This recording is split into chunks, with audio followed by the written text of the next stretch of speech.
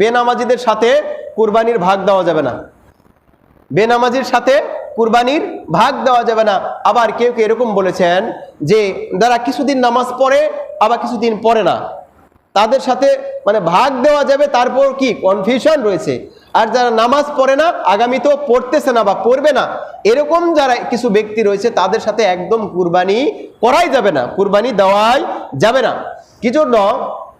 আল্লাহ তাআলা পবিত্র কালামুল্লাহ শরীফে বললেন, ইন্না আ'তাইনাকাল কাউসার, হে রাসূল আমি আপনাকে কাউসার দান করেছি।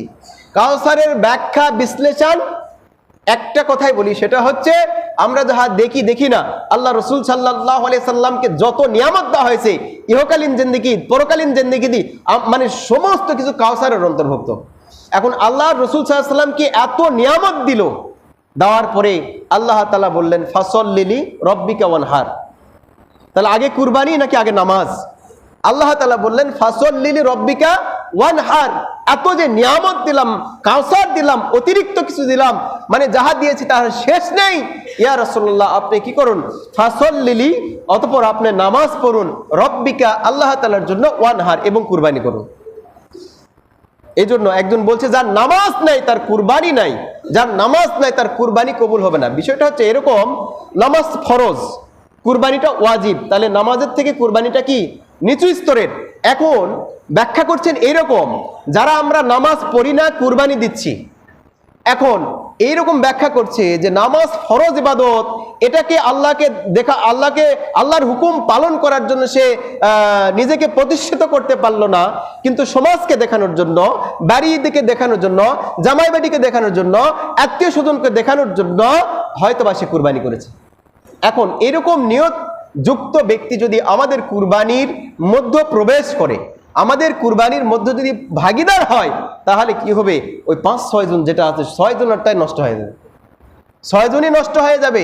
আবার অনেকে এরকম বলছেন যে ভাগে কুরবানি জায়েজ নয়, এটা বিশেষ করে আহলে হাদিস যারা, তারা কিন্তু রাসূলুল্লাহ সাল্লাল্লাহু আলাইহি ওয়াসাল্লামের সহিহ হাদিস আছে যে কুরবানির মধ্যে 5, 6, 7 পর্যন্ত ভাগ দেওয়া যাবে, 7 পর্যন্ত ভাগ দেওয়া যাবে। রাসূলুল্লাহ সাল্লাল্লাহু আলাইহি ওয়াসাল্লাম সফররত অবস্থায় এরকম ভাবে ভাগে কুরবানি দিয়েছেন, ভাগে কুরবানি দেওয়ার জন্য বলেছেন। তা আল্লাহ রাসূল সাল্লাল্লাহু আলাইহি সাল্লাম যেটা হালাল করেছেন ওটা হালাল, আল্লাহ রাসূল বলেছেন। আল্লাহ তাআলা যেটা হালাল করেছেন ওইটাও হালাল। আল্লাহ তাআলা যেটা হালাল করেছেন, মাসালা দিয়েছেন, আল্লাহ তাআলা যেটা অর্ডার করেছেন, যেভাবে হালাল করেছেন সেটা হালাল। আল্লাহ রাসূল সাল্লাল্লাহু আলাইহি সাল্লাম যদি বলেন এটা হালাল, ওই আল্লাহ তাআলা বলেছেন যেভাবে হালাল, রাসূল বলার কারণে এটা সেই রকমই হালাল হয়ে যায়। এই জন্য যেহেতু আল্লাহ তাআলা দেখেন, আজকে আমরা কুরবানি দিচ্ছি, এই কুরবানিটা জন্তু জবাহ করার আগের দিন বৃহস্পতিবার, রবিবার নওগাঁ বাজারে যায়, কিন্তু আমরা ঝাল মশলা যাহা কিছু লাগবে সব কিছু নিয়ে আসি। তাহলে উদ্দেশ্য কি হলো? গোশত খাওয়ার জন্য নয়, আল্লাহ তো খাইতে বলছে। বুখারী শরীফের হাদিসে আছে তোমরা খাও, অপরকে দাও, আবার তোমরা সংরক্ষণ করে রাখতে পারো।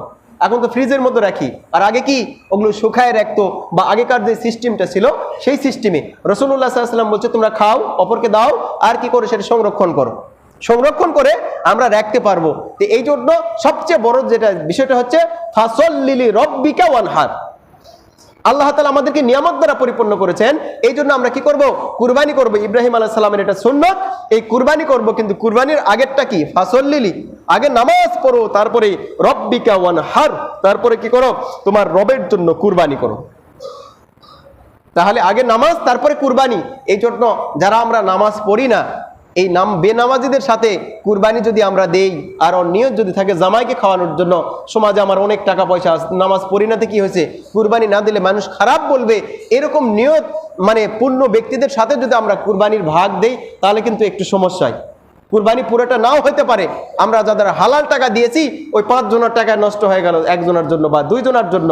এখন আরেকজন চিন্তা করতেছে, কিছু কিছু ব্যক্তি চিন্তা করতেছে যে হুজুর যেহেতু আমরা নামাজ পড়ি না, কিন্তু কুরবানি তো আমরা দেবই, তারা যারা বেনামাজি আছে ওই বেনামাজিগুলো অ্যাক্টিভ হয়ে আমরা কুরবানি দেব। ইসলাম এমন একটা ধর্ম যেটা হচ্ছে শান্তির ধর্ম। ইসলাম শব্দের অর্থ হচ্ছে শান্তি। তাহলে এর দ্বারা আমরা বেনামাজিদেরকে সমাজ থেকে পৃথক করানোর জন্য নয়। আলিম ওলামারা এরকম বলেছেন যে যারা নামাজ পড়ে বা কিছুদিন পড়ে না, তাদেরকে তশকিল করেন, তাদেরকে ভাগ নেন, তাদের এইরকম ওয়াদাবদ্ধ করেন। ভাই হয়তো হুজুর বয়ান শুনলো, বয়ান তো শুনিছেন বা হাদিসে এরকমই আছে যার কারণে হুজুর বলিছে, তো যা হচ্ছে হচ্ছে, কুরবানি ভাগ দিছেন, কিন্তু আজকে থেকে নামাজ পড়া লাগবে।